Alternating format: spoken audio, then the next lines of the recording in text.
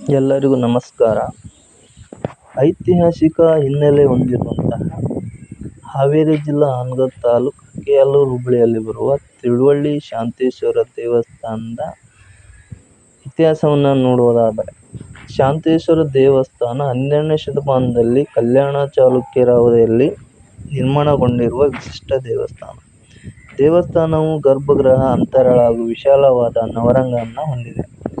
ನಕ್ಷತ್ರಾಕಾರದೆನ್ನಬಹುದಾದ ಪೀಠವುಳ್ಳ ಲಿಂಗವಿದೆ. ಅಗಲವಾದ ಸುಂದರ ಕುಸುರಿನ ಕೆತ್ತನೆಯ ಬಾಗಿಲುವಾಡವು ಗರ್ಭಗೃಹಕ್ಕೆ ಹಕ್ಕಿದೆ. ಬಾಗಿಲುವಾಡದಲ್ಲಿ ಅರೆಕಂಬಗಳು, ದ್ವಾರ ಬಂಧಗಳೆರಡರ ಇಕ್ಕೆಲಗಳಲ್ಲಿ ತೆಂಗಿನ ಕತ್ತಿಯ ಕೆತ್ತನೆಗಳನ್ನು ಇಳಿಬಿಡಲಾಗಿದೆ. ಹೊಸ್ತಿಲು ಸ್ವಲ್ಪ ಮುಂಚಾಚಿದ್ದು, ಅದು ಕೂಡ ಅಲಂಕರಣೆಯಿಂದ ಕೂಡಿದೆ. ಗಜಲಕ್ಷ್ಮೀ ಶಿಲ್ಪ ಮಧ್ಯದಲ್ಲಿದೆ. ಗರ್ಭಗೃಹದ ಮೇಲ್ಛಾವಣಿಯಲ್ಲಿ ಸುಂದರವಾದ ಭುವನೇಶ್ವರಿಯನ್ನು ಕಂಡರಿಸಲಾಗಿದೆ. ದ್ವಾರಪಾಲಕರ ಬಿಡಿ ಶಿಲ್ಪಗಳಿವೆ. ಅಂತರಾಳವು 4 ಕಂಬಗಳನ್ನು ಹೊಂದಿದ್ದು, ಇದರಲ್ಲಿ ನಂದಿಯ ಶಿಲ್ಪವಿದೆ. ಇದಕ್ಕೂ ಭುವನೇಶ್ವರ ಕೆತ್ತನೆಯಿಂದ ಕೂಡಿದೆ. ಗರ್ಭಗೃಹದ ಬಾಗಿಲುವಾಡದ ಎಲ್ಲ ದ್ವಾರಪಾಲಕರ ಶಿಲ್ಪಗಳನ್ನು ಹೊರತುಪಡಿಸಿ ಲಕ್ಷಣಗಳನ್ನು ಅಂತರಾಳದ ಬಾಗಿಲುವಾಡದಲ್ಲಿ ಕಾಣಬಹುದಾಗಿದೆ. ಲಲಾಟದಲ್ಲಿ ತ್ರಿಮೂರ್ತಿಯ ಶಿಲ್ಪವಿದೆ. ಇಕ್ಕೆಲಗಳಲ್ಲಿ ಜಾಲಂಧ್ರಗಳನ್ನು ಅಳವಡಿಸಲಾಗಿದೆ. ದೇವಾಲಯಕ್ಕೆ ವಿಶೇಷ ಎನ್ನಬಹುದಾದ ವಿಶಾಲವಾದ ನವರಂಗವಿದೆ. ತಿರುಗಣೆ ಯಂತ್ರದ ಅಲಂಕೃತ ಕಂಬಗಳು ಗಮನ ಸೆಳೆಯುತ್ತವೆ. ಕಂಬಗಳ ಅಧಿಷ್ಠಾನ ಭಾಗದಲ್ಲಿ ಮಾನವ ಮತ್ತು ಪ್ರಾಣಿಯ ಉಬ್ಬು ಶಿಲ್ಪಗಳನ್ನು ಕೆತ್ತಲಾಗಿದೆ.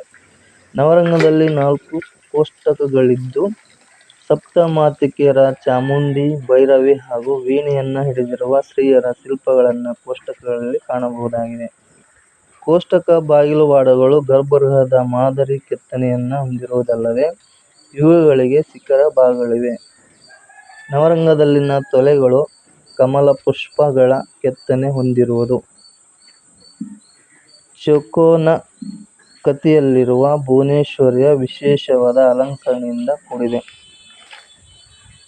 ಮಧ್ಯದಲ್ಲಿ ಪುಷ್ಪಮೊಗ್ಗನ್ನು ಇಳಿಬಿಡಲಾಗಿದೆ. ನವರಂಗದಲ್ಲಿ ಕಕ್ಷಾಸನವಿದ್ದು, ಇದರ ಹೊರಗೋಡೆಯ ಭಾಗದಲ್ಲಿ ಅರ್ಧ ಕಂಬಗಳನ್ನು, ಕೆಲವು ಮಿಥುನ ಬಿಡಿಶಿಲ್ಪಗಳನ್ನು ಕಂಡರಿಸಿದ್ದಾರೆ.